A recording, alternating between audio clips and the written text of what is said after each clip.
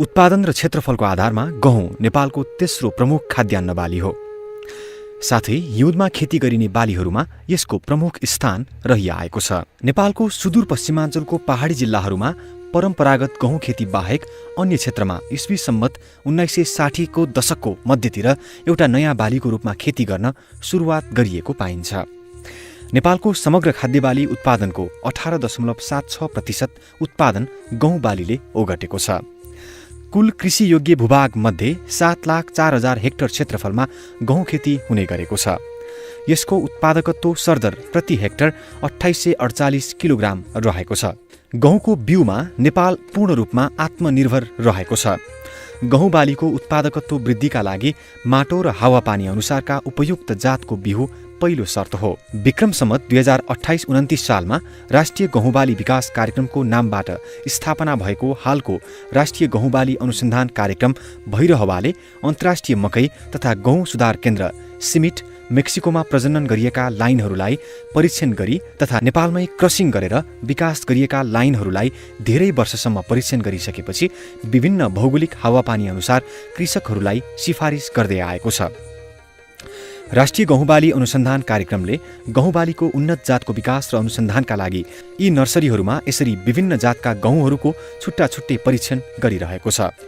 लामो समयसम्म गरिएको अनुसन्धान पश्चात विभिन्न 44वटा उन्नत जातहरूको विकास गरिसकेको छ, जसमध्ये 31वटा जातहरू खेतीयोग्य छन् भने 13वटा जातहरू सिन्दुरे रोग र डडुवा रोगबाट ग्रस्त र कम उत्पादन दिने भएकोले सूचीबाट हटाइएका छन्।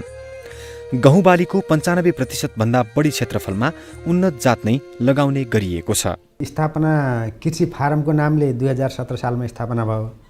त्यसपछि यसमा कृषि सम्बन्धी अनुसन्धान हुँदै गयो।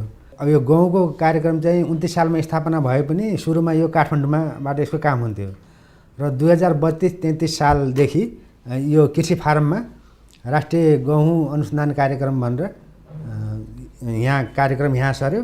त्यसपछि चाहिँ यसको गहुँको विशेष कार्यक्रम चाहिँ यहाँबाट अनुसन्धानको कार्यक्रम विभिन्न विषयमा यहाँबाट हुन सुरु भयो। अब नेपालमा राष्ट्रिय गहुँबाली अनुसन्धान कार्यक्रमले नेपालमा हुने गहुँको सबै अनुसन्धान हरेक क्षेत्रमा अब नयाँ नयाँ जातहरूको सम्बन्धमा अब जातहरू पनि उच्च पहाड, मध्य पहाड, त्यसपछि तराईमा, त्यसपछि नर्मल समयमा रोप्ने समयमा अब कहिलेकाहीँ ढिलो रोप्ने हुन्छ त्यसको लागि छुट्टै जातहरू र सुक्खाको लागि पनि असिंचित क्षेत्रमा सुक्खाको लागि पनि छुट्टै जातहरू, यसरी यसको लागि पनि नयाँ नयाँ जातहरू छुट्टै छुट्टै जातहरू विकास गर्ने, त्यस्तै रोग नलाग्ने जातहरू निकाल्ने यसले। त्यसपछि गहुँमा फेरि कति मलखाद दिँदा कति सिँचाइ गर्दा फेरि बढी उत्पादन हुन्छ, कुन समयमा लगाउँदा फेरि गहुँ बढी फल्छ भनेर यो हरेक क्षेत्रमा यसले चाहिँ अनुसन्धानको कार्यक्रम सुरु गर्यो र त्यसरी नै प्रविधिहरू पनि विकास हुँदै गएका छन्। उच्च पहाडी, मध्य पहाडी, भित्री मधेस तथा तराई क्षेत्रमा हुने विभिन्न जातका गहुँको परीक्षण गरेर उत्कृष्ट लाइनहरूको छनौट गरी हावापानी अनुसार रोग प्रतिरोधी क्षमता धेरै भएका, सिँचाइ सुविधा भएका तथा नभएका स्थानमा समेत राम्रो उत्पादन हुने, बोट नढल्ने, धेरै फल्ने, ढिलो समयसम्म छ्वाली हरियो रहने, एकै समयमा पाक्ने, चुट्न सजिलो तथा बढी फल्ने जातका गहुँहरूको विकास गरिसकेको छ, जसले गर्दा गहुँ उत्पादन विगतको तुलनामा अत्यधिक वृद्धि भएको हो। सन् 1960 प्रति हेक्टर 1000 केजी उत्पादन हुने गरेको थियो भने हाल जातीय सुधारको कारणले 2019 सम्म आइपुग्दा 2848 केजी प्रति हेक्टर उत्पादन हुन पुगेको छ। गहुँ छर्ने समय। पहाडमा गहुँ छर्ने समय असोजको अन्तिम हप्तादेखि कार्तिकको अन्तिम हप्तासम्म रहेको छ। तराईमा गहुँ छर्ने उपयुक्त समय कार्तिकको अन्तिम हप्तादेखि मङ्सिरको दोस्रो हप्तासम्म रहेको छ। बिउ दर। बिउको मात्रा 120 केजी प्रति हेक्टर आवश्यक पर्दछ, तर छरुवा विधिबाट ढिलो गहुँ छर्नुपर्ने अवस्थामा तथा दानाको आकार ठूलो भए सिफारिस मात्राभन्दा 25% बढाउनुपर्छ। जस्तै बाणगङ्गा जातको गहुँको दाना ठूलो भएकोले 1000 दानाको तौल 55 देखि 60 ग्राम हुने भएकाले 150 केजी बिउ प्रति हेक्टर प्रयोग गर्नुपर्छ। मलखाद व्यवस्थापन। तराईको सिँचाइ सुविधा भएको क्षेत्रमा डिएपी 3.6 केजी, युरिया 2.2 केजी र पोटास 2.7 केजी प्रति कट्ठाका दरले गहुँ छर्ने बेलामा माटोमा मिसाउने हो भने 3.6 केजी युरिया प्रति कट्ठाका दरले पहिलो सिँचाइपछि गहुँ छरेको 20 देखि 28 दिनमा टप ड्रेस गर्नुपर्दछ। तराईको असिञ्चित क्षेत्रमा डिएपी 2.17 केजी, युरिया 3.5 केजी र पोटास 1.1 केजी प्रति कट्ठाको दरले गहुँ छर्ने बेलामा माटोमा मिसाउनु पर्दछ। राष्ट्रिय गहुँबाली अनुसन्धान कार्यक्रम भइरहवाले तराई क्षेत्रमा मल खादको परीक्षण गर्दा प्रति हेक्टर क्षेत्रफलमा 6 टन गोठे मल अथवा कम्पोस्ट मल र रासायनिक मल 150:50:50 नाइट्रोजन, फस्फोरस, पोटास प्रयोग गर्दा गहुँको उत्पादन सार्थक रूपमा बढेको पाइएको छ। गहुँको चौडापाते र साँगुरो पाते झार नियन्त्रण। गहुँ खेतमा उम्रने चौडापाते झारहरूमा बेथे, कृष्णनील, कुटिल कोसा, हलहले आदि झारहरू पर्दछन् भने साँगुरो पाते झारहरूमा रगते झार, हात्तीसुडे आदि झारहरू पर्दछन्। यी झारहरू नियन्त्रण गर्न झार आउनुभन्दा अगाडि अथवा गहुँ छरेको 72 घण्टाभित्र माटोमा चिस्यान छँदै पेन्डिमिथालिम 30 EC व्यापारिक नाम स्टम्प 1 लिटर सक्रिय विष बजारमा पाइने 3.3 लिटर प्रति हेक्टरको लागि 400 देखि 500 लिटर पानीमा मिसाएर छर्नु पर्दछ। गहुँ बालीमा सिँचाइ कति पटक दिने भन्ने कुरा सिँचाइको सुविधा, माटोको किसिम र मौसममा भर पर्दछ। पानी निकासको उचित प्रबन्ध भएको बलौटे हलुका माटोमा 3 देखि 5 पटकसम्म सिँचाइ दिन सकिन्छ। पानी दिएपछि छिट्टै सुक्ने खालको जग्गा र मौसम भएमा सामान्यतया प्रत्येक 20 देखि 25 दिनमा सिँचाइ गर्न सकिन्छ। विभिन्न अध्ययन अनुसन्धानको नतिजाहरूलाई हेर्दा गहुँबाट राम्रो उत्पादन लिनको लागि मुकुट जरा अवस्था, crown root initiation stage CRI, गहुँ छरेको 20 देखि 28 दिनमा बाला निस्कने अवस्था र दुध भरिने अवस्था गरी 3 पटकसम्म सिँचाइ गर्नुपर्दछ।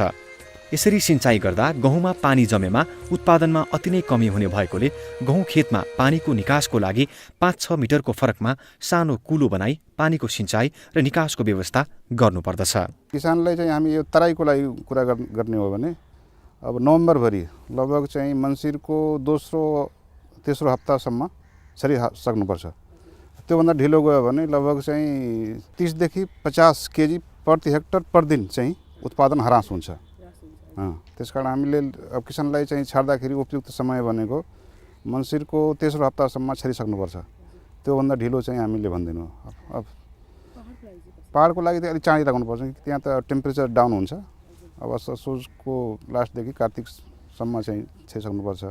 त्यसै अब उच्च पहाडमा चाहिँ अलि चाँडै लगाउँछन्।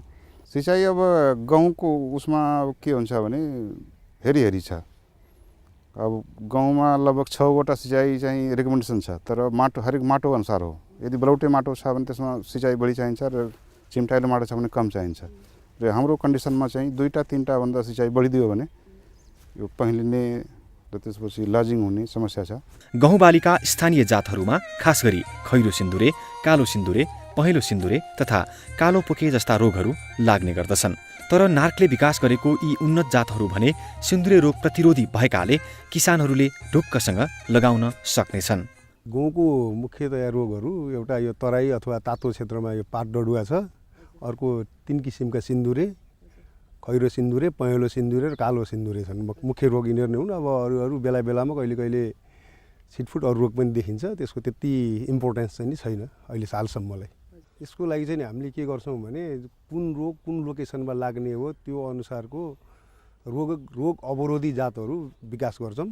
यहाँहरूले ब्रिडिङमा हेर्नुभयो त्यो क्रसिङ गरेको रोग अवरोधी जातहरू नै गर्छौँ।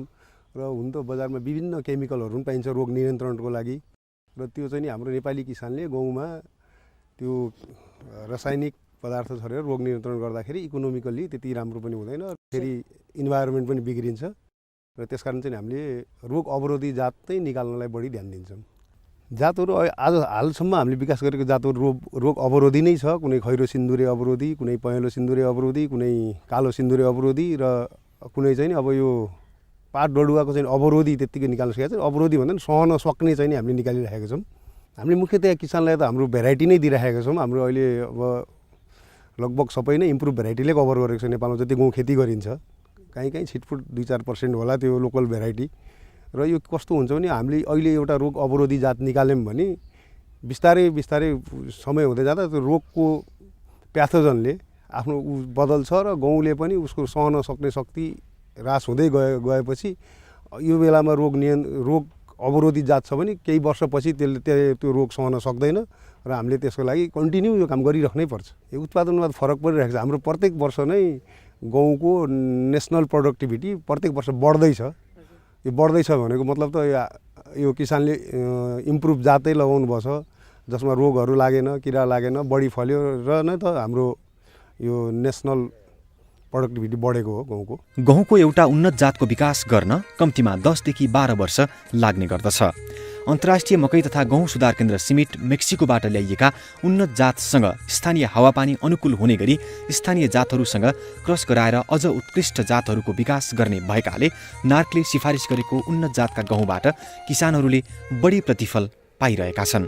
तराई क्षेत्रका लागि विजया, गौतम, आदित्य, तिलोत्तमा, NL 971, BL 4341, बाणगङ्गा लगायतका गहुँका जातहरू लोकप्रिय रहेका छन् भने पहेँलो र खैरो सिन्दुरे रोग नलाग्ने तथा राम्रो उत्पादन दिने WK 1204, सुर्गाद्वारी, धौलागिरी, मुनाल, च्याखुरा तथा डाँफे लगायतका गहुँका जातहरू मध्य तथा उच्च पहाडी क्षेत्रमा लोकप्रिय रहेका छन्।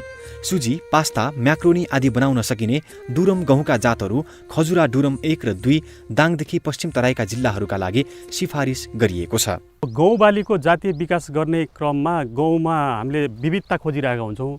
खास गरिकन हामीसँगै भएको विभिन्न जातहरूबाट पनि छनौट गरेर हामीले नयाँ जात निकाल्न सकिन्छ त्यसको गुणहरूको आधारमा भने। अर्को हामीले विविधता आफैले क्रिएट गर्ने, हामीले अब विभिन्न जातहरूको क्रस गरेर पनि हामीले नयाँ खालको जात विकास गर्न सकिन्छ।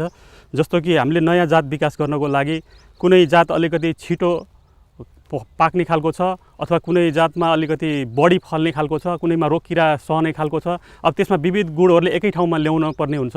त्यस कारणले गर्दाखेरि हामीले जातको विकासको क्रममा चाहिँ हामीले क्रसिङ गर्नुपर्ने हुन्छ। त हाइब्रिडाइजेसन गहुँको चाहिँ भाले अङ्गलाई एउटा जातको भाले अङ्गलाई हटाएर त्यसमा चाहिँ अर्को जातको पोलेन ग्रेन अथवा परागकण ल्याएर त्यसमा चाहिँ राखिन्छ र त्यसरी हाइब्रिडाइजेसन गरिन्छ। राम्रो गुणको आधारमा हामीले छानौट गर्दै गइसकेपछि मात्रै अर्को पुस्तामा हाम्रो परीक्षणको क्रममा हामीले त्यसमा उत्पादनमुखी परीक्षण चाहिँ हामीले त्यसपछि गर्छौँ र उत्पादनमुखी परीक्षण गर्दै गएपछि जुन जातले राम्रो उत्पादन दिएको छ, रोग किरा सहने गरेको छ, त्यसको आधारमा चाहिँ हामीले किसानको खेतबारीमासँग पनि हामीले परीक्षण गर्छौँ र त्यसपछि मात्रै हाम्रो जात उन्मोचनको लागि हामीले सिफारिसको लागि हामीले प्रस्ताव पेश गरिसकेपछि मात्रै कुनै पनि जात चाहिँ उन्मोचन हुने हो।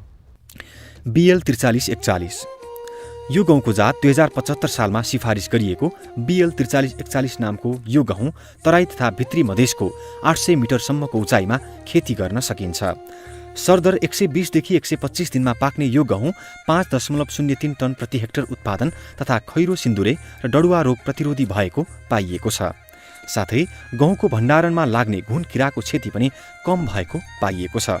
किसानले धेरै मन पराएको नेपाल 297 जातमा खैरो सिन्दुरे रोगको प्रकोप बढी देखिन थालेपछि यो जात नेपाल 297 जातको विकल्पको रूपमा विकास गरिएको जात हो। यो जातको गहुँको रोटी नरम र खानको लागि उत्कृष्ट मानिन्छ र गहुँ खेतमा धेरै पाके पनि नढल्ने र असिना परे पनि बाला नचुडिने हुन्छ। बाणगङ्गा यो गहुँको जात 2073 सालमा सिफारिस गरिएको बाणगङ्गा नामको यो गहुँ सम्पूर्ण तराई र भित्री मधेसको समुद्री सतहदेखि 800 मिटर उचाइसम्मका लागि सिफारिस गरिएको छ। सरदर 116 दिन अर्थात् छिटो पाक्ने यो गहुँको 4 देखि 5 टन प्रति हेक्टर उत्पादन खैरो, कालो तथा पहेँलो सिन्दुरे रोग र डडुवा रोग प्रतिरोधी भएको र ठूलो दाना 1000 दानाको तौल 57 ग्रामसम्म हुने गर्दछ। यो जात छिटो पाक्ने, ढिलो समयसम्म पात र छ्वाली हरियो रहन सक्ने भएकोले ढिलो गरी लगाउँदा पनि उत्पादनमा कम ह्रास आउँदछ। तिलोत्तमा यो गहुँको जात 2072 सालमा सिफारिस गरिएको तिलोत्तमा नामको यो गहुँ सम्पूर्ण तराई र भित्री मधेसको समुद्री सतहदेखि 800 मिटर उचाइसम्मका लागि सिफारिस गरिएको छ। यो जातले सिन्चित र असिन्चित जग्गामा राम्रो उत्पादन दिन्छ। सरदर 120 दिनमा पाक्ने यो गहुँको 4.4 टन प्रति हेक्टर उत्पादन र खैरो, पहेँलो तथा काला सिन्दुरे UG99 रोग अवरोधी जात हो। विजय 2067 सालमा विकसित यो विजय जातको गहुँ सरदर 116 दिनमा पाक्ने गर्दछ भने यो पनि तराई र भित्री मधेसमा लगाइन्छ। ठूलो दाना हुनु तथा कालो UG99 तथा खैरो सिन्दुरे रोग प्रतिरोधक क्षमता धेरै हुनु यो गहुँको मुख्य विशेषता हो। नार्कका वैज्ञानिकले दक्षिण एसियामा सबैभन्दा पहिले यो जातको गहुँ कालो सिन्दुरे UG99 रोग अवरोधी जात विकास गरेकाले 2012 मा अन्तर्राष्ट्रिय पुरस्कार बोरलोङ ग्लोबल रस्ट इनिसिएटिभ BGRI जेन स्टेवार्डसिप अवार्ड नेपालले प्राप्त गरेको थियो। यो जातले गहुँको जम्मा क्षेत्रफलको 20% अर्थात् सबैभन्दा बढी क्षेत्र ओगटेको छ।